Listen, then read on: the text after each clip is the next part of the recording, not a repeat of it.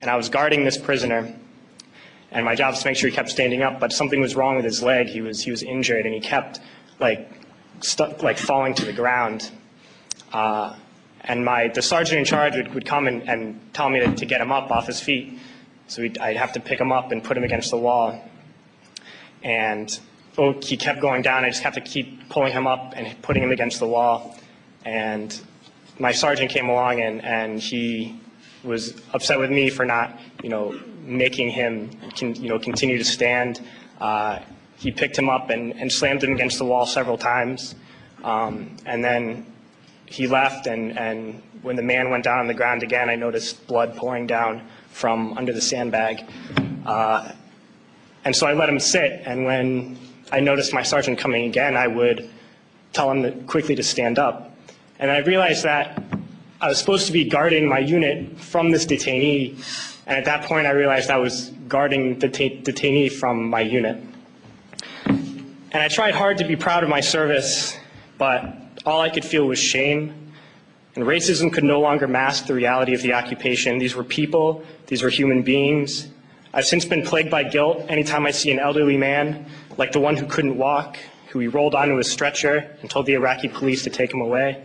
I feel guilt anytime I see a mother with her children, like the one who cried hysterically and screamed that we are worse than Saddam as we forced her from her home. I feel guilt anytime I see a young girl, like the one I grabbed by the arm and dragged into the street. We were told we were fighting terrorists. The real terrorist was me, and the real terrorism is this occupation. Racism within the military has long been an important tool to justify the destruction and occupation of another country. It has long been used to justify the killing, subjugation, and torture of another people. Racism is a vital weapon employed by this government. It is a more important weapon than a rifle, a tank, a bomber, or a battleship. It is more destructive than an artillery shell, or a bunker buster, or a Tomahawk missile. While all those weapons are created and owned by this government, they are harmless without people willing to use them. Those who send us to war do not have to pull a trigger or lob a mortar round. They do not have to fight the war, they merely have to sell the war. They need a public who is willing to send their soldiers into harm's way. And they need soldiers who are willing to kill and be killed without question.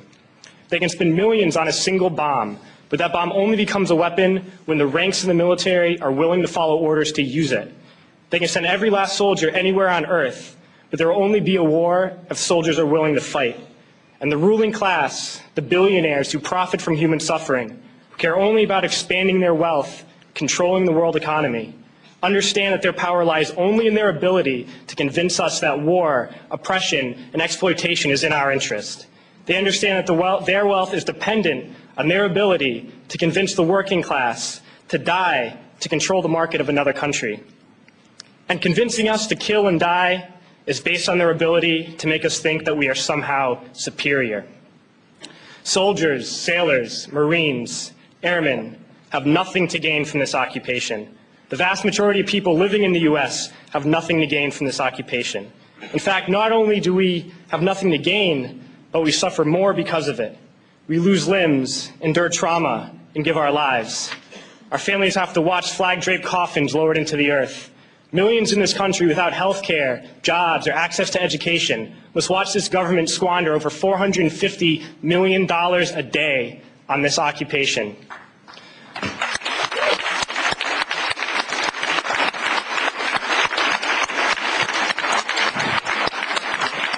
Poor and working people in this country are sent to kill poor and working people in another country to make the rich richer. And without racism, soldiers would realize that they have more in common with the Iraqi people than they do with the billionaires who send us to war.